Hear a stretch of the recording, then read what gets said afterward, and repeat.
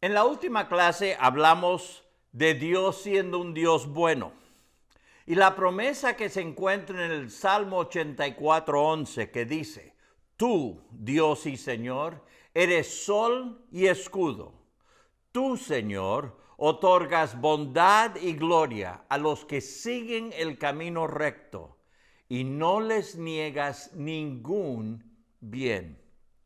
Para esta tercera lección, quiero empezar leyendo varios pasajes de la Biblia. Y son varios, y quiero pedirles que tomen su propia vida, paren el video si es necesario para encontrarlo, o ábralo en su teléfono o en alguna otra Biblia virtual que tengan. Pero vamos a empezar en el libro de Isaías, el capítulo 44, y vamos a leer en orden desde ahí hasta el final de la Biblia. Entonces vamos a avanzar en esa dirección. Pero les pido que tomen, yo voy a estar leyendo los pasajes en la Nueva Traducción Viviente, pero usted sígame con la vista en la versión que usted acostumbra a usar más a menudo. Isaías capítulo 44, empezando con el versículo 6, nos dice, esto dice el Señor, el Rey y Redentor de Israel, el Señor de los ejércitos celestiales. Yo soy el primero y el último, no hay otro Dios. ¿Quién es como yo que se presente y les demuestre su poder, que haga lo que yo he hecho desde los tiempos antiguos cuando establecí a un pueblo y expliqué su futuro? No tiemblen, no tengan miedo. ¿Acaso no proclamé mis propósitos para ustedes hace mucho tiempo? Ustedes son mis testigos. ¿Hay algún otro Dios? No, no hay otra roca, ni una sola. ¡Qué necios son los que fabrican ídolos! Esos objetos tan apreciados en realidad no valen nada. Los que adoran ídolos no saben esto, así que todos terminan avergonzados. ¿Quién, sino un tonto, se haría su propio Dios? Un ídolo que no puede ayudarlo en nada. Los que rinden culto a ídolos caerán en la deshonra, junto con todos esos artesanos, simples humanos, que se declaran capaces de fabricar un Dios. Tal vez unan sus fuerzas, pero estarán unidos en el terror y la vergüenza. Y después sigan leyendo el resto del capítulo, especialmente hasta el versículo 20, para entender esto aún más. Pero por ahora vayamos a Daniel capítulo 4. Daniel 4, empezando en el versículo 24, nosotros encontramos la historia de Daniel y Nabucodonosor. Nabucodonosor fue un rey poderoso, el rey que entró y destruyó Jerusalén y se llevó tanta gente cautiva a Babilonia, entre ellos Daniel, el que se creía lo máximo en este mundo. Pero esta es la segunda vez que tuvo un sueño. Y Dios le había dado a Daniel la habilidad de interpretar el sueño de Nabucodonosor. Y le dice en el versículo 24 de Daniel 4, eso es lo que significa el sueño, su majestad, y lo que el Altísimo ha declarado que le sucederá a mi señor el rey. Usted será expulsado de la sociedad humana y vivirá en el campo con los animales salvajes. Comerá pasto como el ganado y el rocío del cielo lo mojará.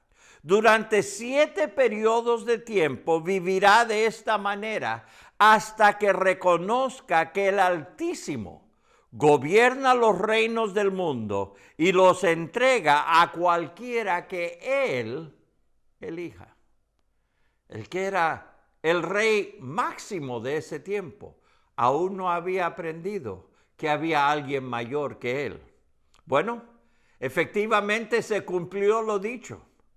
Y él terminó en el campo, pero nos dice que en el versículo 34, dice, cuando se cumplió el tiempo, yo, Nabucodonosor, levanté los ojos al cielo, recuperé la razón, alabé y adoré al Altísimo y di honra a aquel que vive para siempre.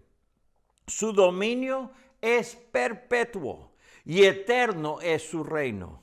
Todos los hombres de la tierra no son nada comparados con él. Él hace lo que quiere entre los ángeles del cielo y entre la gente de la tierra. Nadie puede detenerlo ni decirle, ¿por qué haces estas cosas? Wow. Vayamos ahora al Nuevo Testamento. En el libro de Mateo, el capítulo 6, Jesús está hablando y está tratando de enseñarle a las personas de cómo no deben preocuparse de las cosas de todos los días. Dijo el Señor Jesucristo en Mateo 6, 25.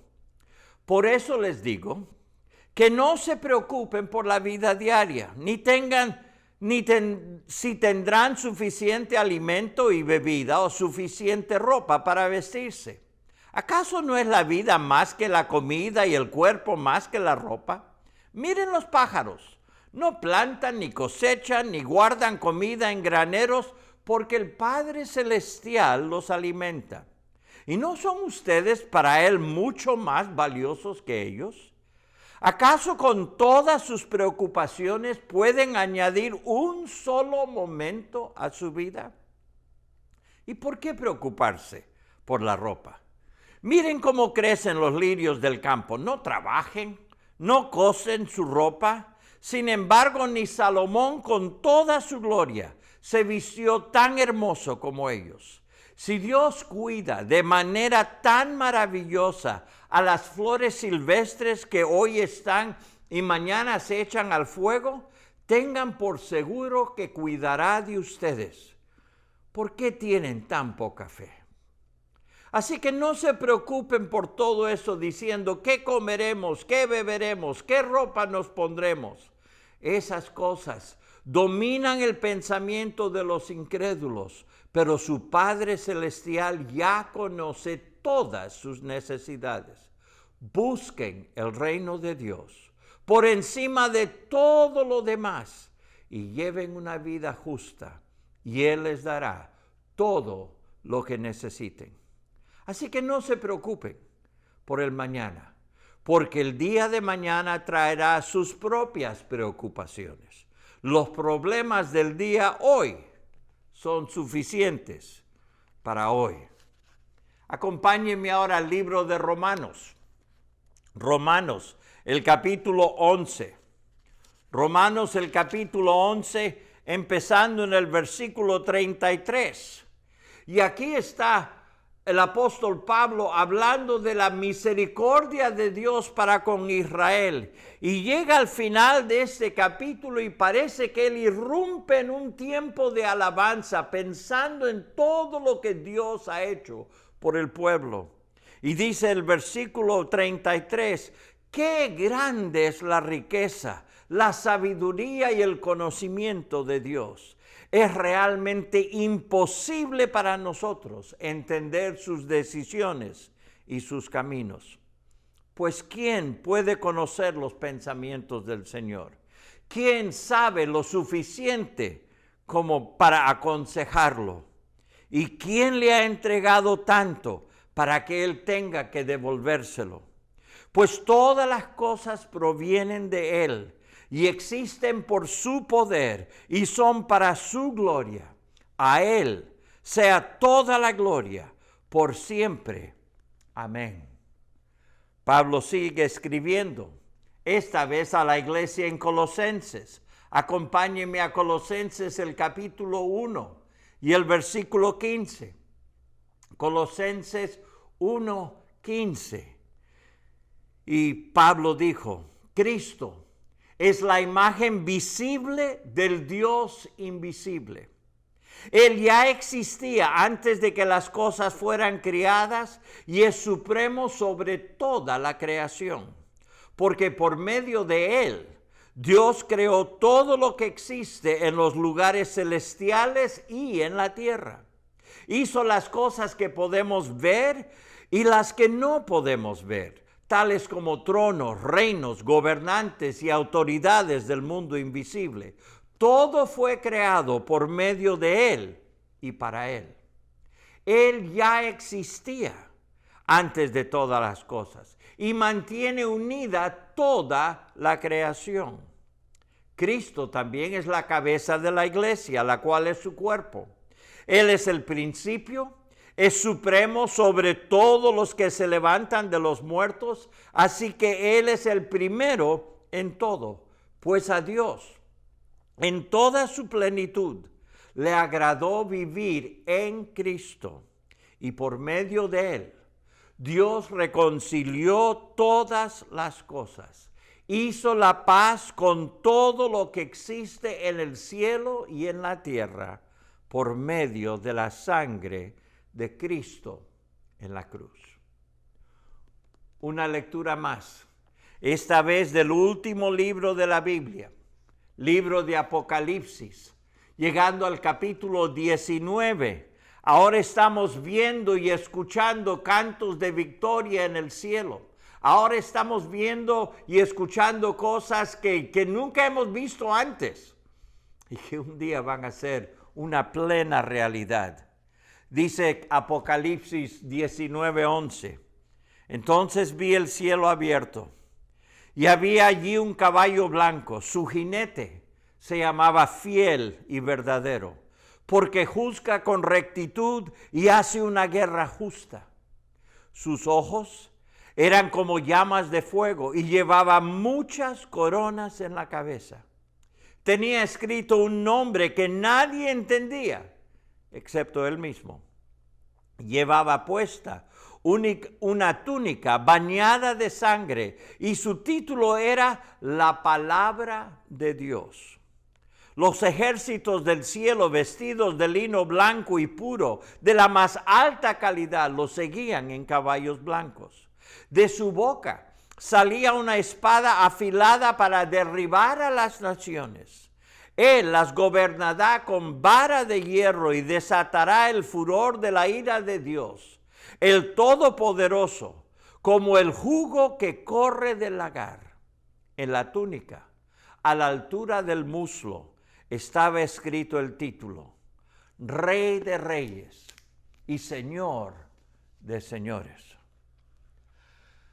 Vale la pena hacer una pausa. Hemos leído grandes cosas acerca de un Dios grande. Y a través de toda la Biblia, nosotros vemos que Dios se presenta a sí mismo no solo como un Dios bueno, sino como un Dios soberano. La Real Academia define soberano de esta manera.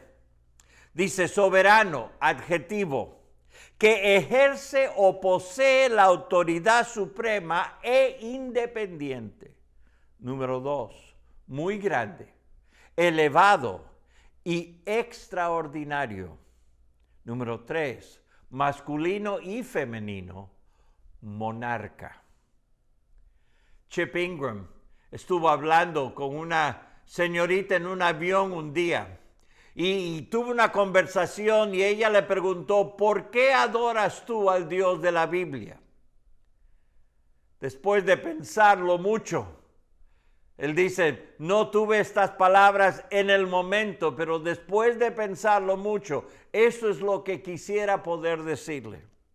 La razón que creo en el Dios de la Biblia y le adoro a Él es porque Él es antes de todo, Él creó todo, Él sostiene todo, Él es sobre todo, Él conoce todo, Él logra todo, Él reina sobre todo y está en control de todas las cosas.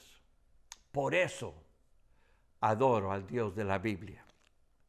Reflejemos un instante en lo que nos acaba de decir a la luz de los pasajes que hemos leído en esta ocasión. Dice, Dios es antes de todo y Él sustenta todas las cosas.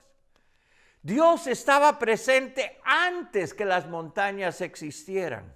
y con su palabra trajo a existencia esta tierra. Él es el alfa y la omega. Él es el principio y el fin de todo. Y solo Él es inmortal. Dios creó todas las cosas, tanto en el cielo como en la tierra. Lo visible y lo invisible, todo esto es creación de Dios. Pero no solamente creó, no, Dios mantiene todas las cosas, sosteniendo todo con las palabras de su boca. La palabra de su poder, dice en uno de los pasajes. Dios es sobre todo.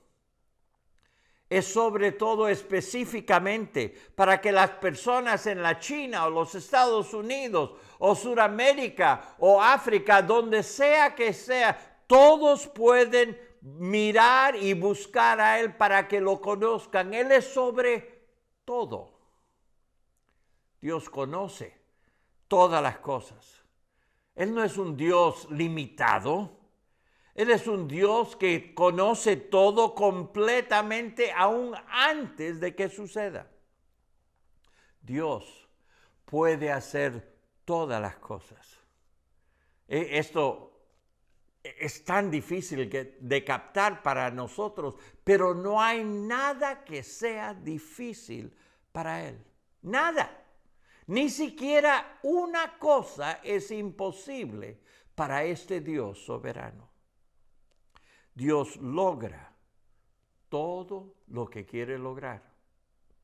Él organiza y determina lo que va a hacer en la vida suya, en la vida mía, en la vida del presidente, en la vida de aquellos en países que están en guerra con líderes rebeldes que no siguen ni creen en Dios. En todo lugar, lo que Dios determina hacer en este mundo y en este universo, lo hace. Dios reina sobre todo. Eso es la soberanía. Toda fuerza y todo poder está en sus manos. Dios está en control de todas las cosas. Cuando la economía sufre, cuando los líderes de este mundo se enfurecen, Dios sigue en control. Cuando Satanás quiere meterse con usted o meterse conmigo, él tiene que ir a Dios a pedirle permiso si puede tocar nuestras vidas o no. Ahora déjenme decirles, cuando hablamos de un Dios como esto, hay mucha gente que dice, wow, espere. Y posiblemente usted mismo, escuchando los pasajes, escuchando la definición, dice, bueno, pastor, yo no entiendo a Dios de esa manera. Déjeme darle 3 rechazos, digámosle así, comunes en cuanto a la soberanía de Dios. Rechazo número 1. No debemos ser tolerantes de otros que tengan otras opiniones. La tolerancia, como lo define el diccionario, es algo bueno. La tolerancia tiene que ver con aceptar la raza, el trasfondo, la cultura y otras cosas externas, asegurándonos de que éstas no sean un impedimento al tratar con ellos. Y esto es muy bueno. Pero desafortunadamente, en años más recientes, la tolerancia ha tomado un significado más filosófico y ha llegado a significar que ninguna idea o que ninguna perspectiva es más válida o más verídica que otra. Pero eso ya es otra cosa. Nosotros encontramos que en el laboratorio de la tolerancia de nuestra cultura, personas quieren combinar sus ideas acerca de Dios con la esperanza de que éstas lleguen a ser Dios en verdad. Para muchos, la idea de un Dios soberano y todopoderoso no encaja con un Dios que parece dejar que el mal se riegue. A pesar de las preferencias personales que tengamos, uno no puede cambiar los atributos de Dios y aún quedarse con Dios. Es como alguien que dice, bueno, agua es 2 partes hidrógeno y 1 parte oxígeno, pero yo quiero que mi agua sea 2 partes hidrógeno y 2 partes oxígeno. Bueno, eso ya no es agua. Eso es agua oxigenada. Yo no quiero tomar eso. Y cuando uno va cambiando una parte u otra de Dios, entonces va a encontrar que ya no es Dios. Cuando tratamos con hechos, el tratar de ser tolerantes no funciona. Algunas cosas no son relativas. Nuestro Dios no es solo una opción entre varias. Nosotros adoramos a un Dios que ha hecho declaraciones acerca de sí mismo que son asombrosas y a la vez muy directas. Él insiste que solo debemos adorarle a Él. Cuando Dios dice ser soberano, se apunta a sí mismo como la fuente máxima de poder y autoridad sobre todo y sobre todos. Segunda área en que la gente rechaza esto de la soberanía. Dicen, bueno, si Dios en verdad está en control y por sobre todas las cosas, ¿por qué permite el mal, el dolor y el sufrimiento en nuestro mundo? Y déjenme decirle, esto es un tema bastante extenso y muy importante, que no vamos a poder tratar en una clase pequeña como tenemos hoy. Pero déjenme recomendarle, apunte esto. Hay un libro por C.S. Lewis titulado El problema del dolor. El problema del dolor. Esto es un libro clásico que trata el tema a fondo y es de mucha ayuda para aquel que quiere tratar de entender la mente de Dios. Chip Ingram nos ha ayudado y ha resumido lo que podemos aprender de este libro y lo ha hecho en 2 párrafos. Permítame leérselo. ¿Por qué es que Dios no impide el sufrimiento? Porque Él nos creó según su imagen. El precio elevado de una relación de amor entre las personas es la libertad. Libertad humana implica que tenemos la oportunidad voluntaria de decirle sí y amar a Dios y a la vez la oportunidad voluntaria de decir no y hacer el mal. Dios pensó que era de tal importancia mantener nuestra dignidad que nos dio la oportunidad de amarle o de rechazarle, sabiendo que esta libertad nos llevaría al dolor. Pero lo permitió, sabiendo antes de la fundación del mundo que el único remedio para el dolor sería Jesús. Él vendría para morir y pagar el precio para restaurar dicha relación. Rechazo número 3. Si Dios es soberano sobre todas las cosas y los eventos de la historia, ¿no invalida entonces la responsabilidad humana?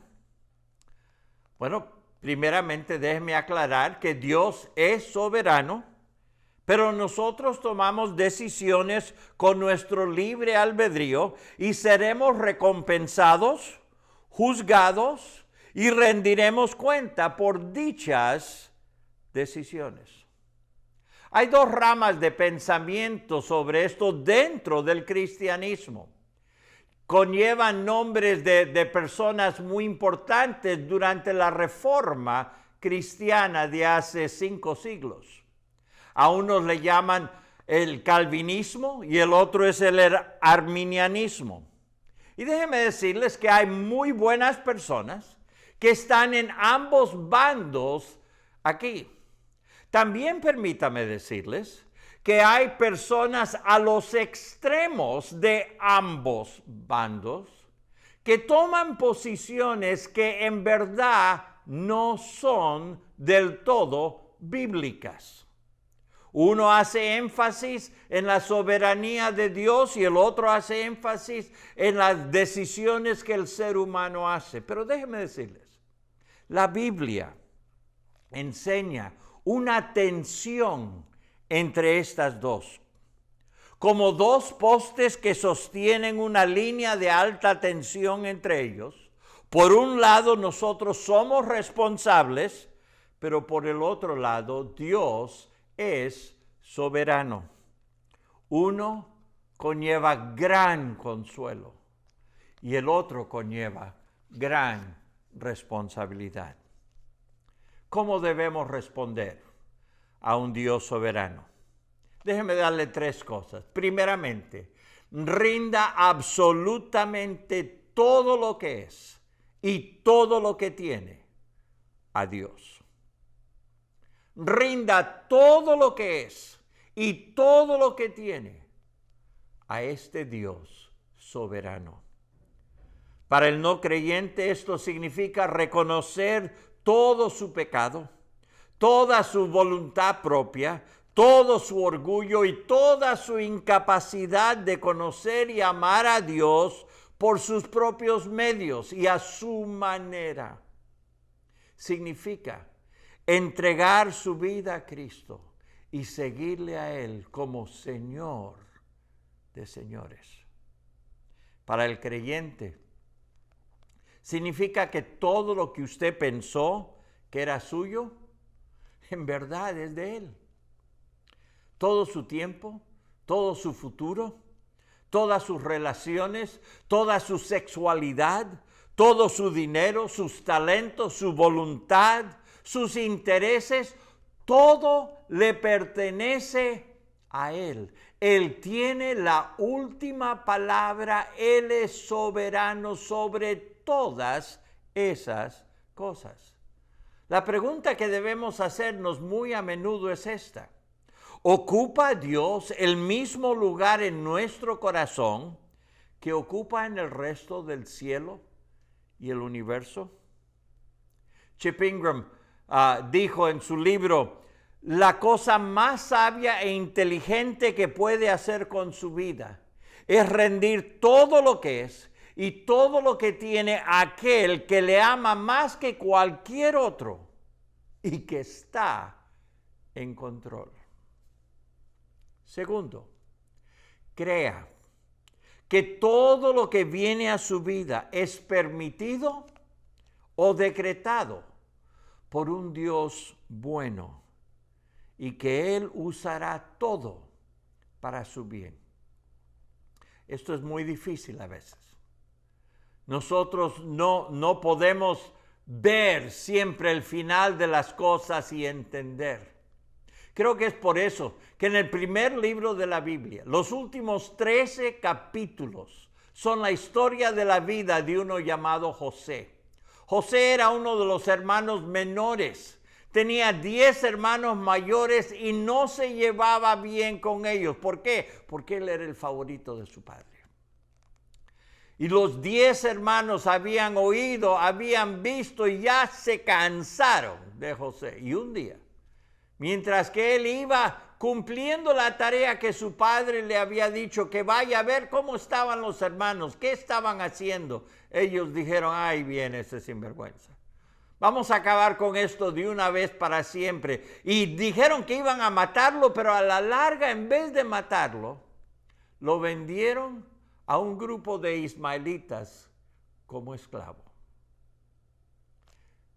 Nada malo había hecho, pero ellos tomaron su ropa y lo empaparon de sangre y se lo llevaron a su papá, y su papá dijo: ay, animales salvajes, lo han matado.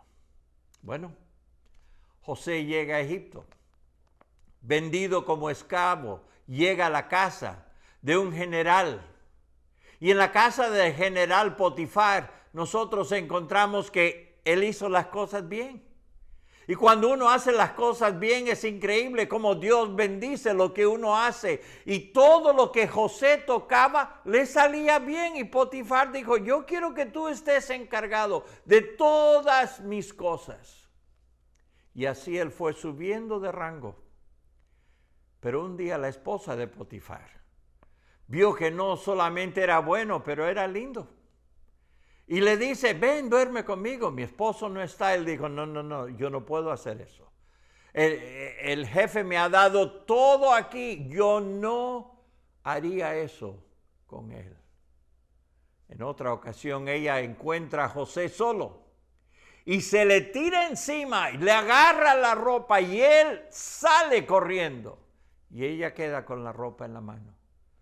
Cuando regresa el esposo, ella le dice que José había tratado de violarla y aunque eso fue una mentira completa, toman y lo arrojan a la cárcel una vez más. Estaba haciendo lo correcto. Y llega a la cárcel. En la cárcel hace bien y de buenas a primeras tú estás encargado de toda la prisión. Habían dos personas, el panadero del rey y el copero del rey. Ambos tuvieron un sueño una noche y no sabían qué estaba pasando.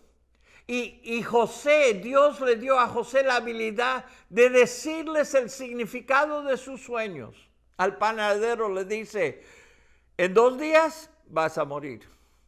Pero al copero le dice, en 2 días tú vas a regresar a la corte del faraón. Y en 2 días se cumplió exactamente lo que José dijo. Le dijo al copero, cuando estés delante del faraón, acuérdate de mí.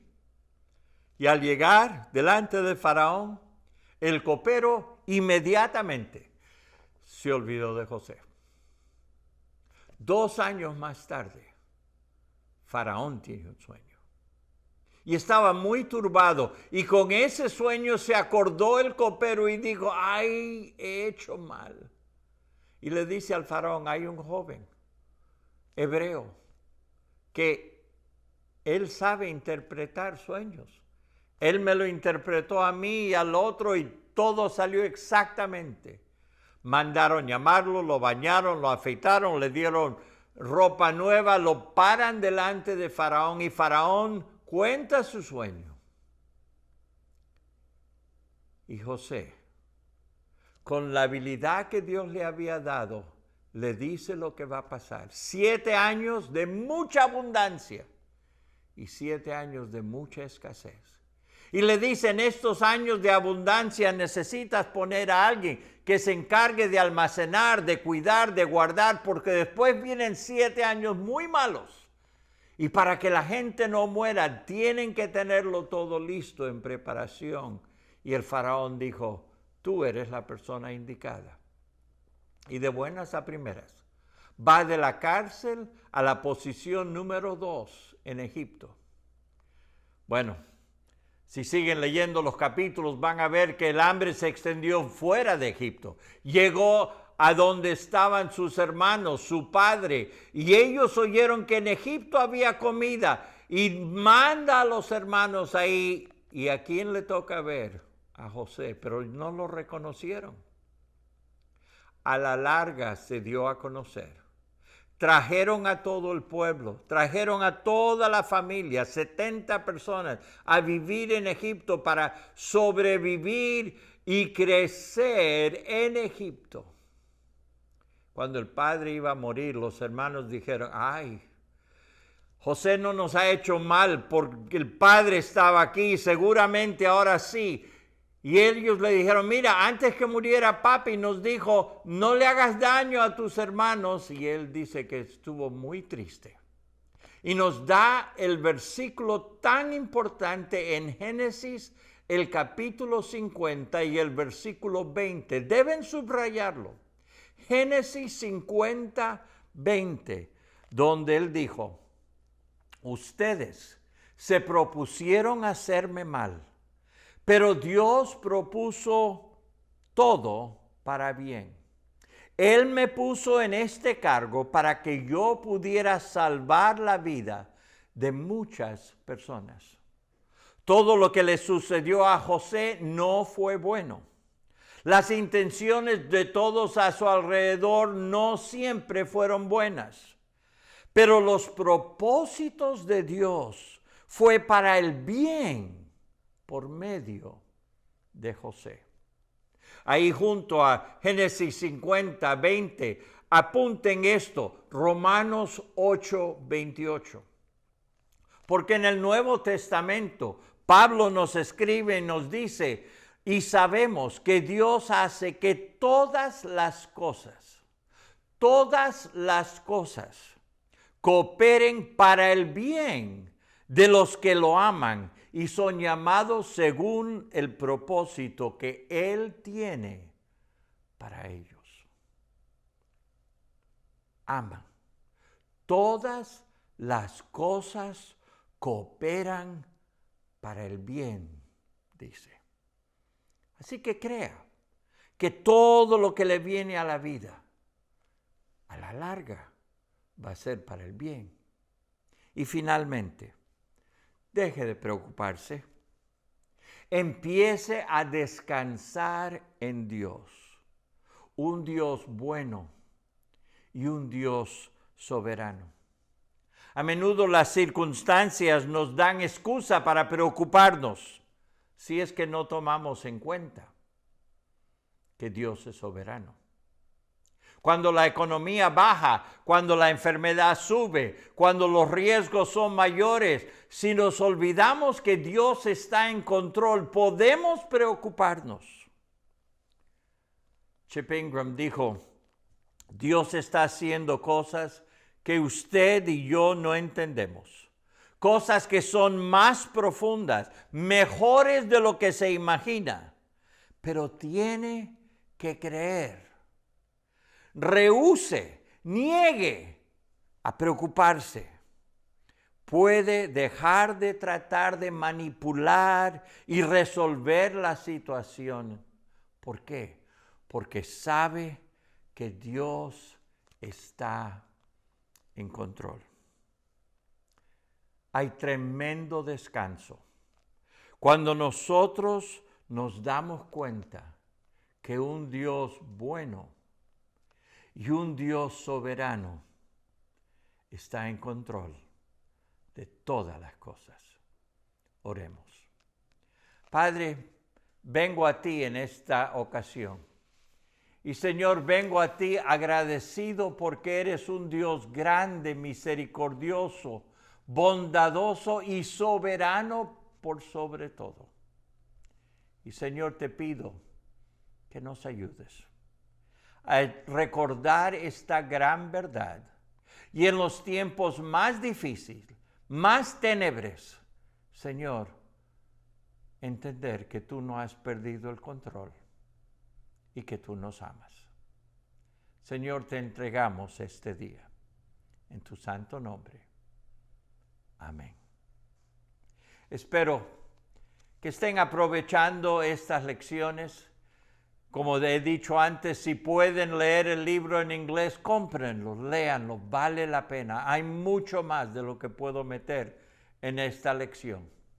Pero en una de las herramientas que Él nos da, es un trabajo manual y dice aquí al final, en los renglones aquí abajo, enumere todas las cosas que más le preocupan en la vida. Y después escriban encima de ello, Dios es soberano sobre, y lea cada cosa por la cual está preocupado. Que Dios le bendiga.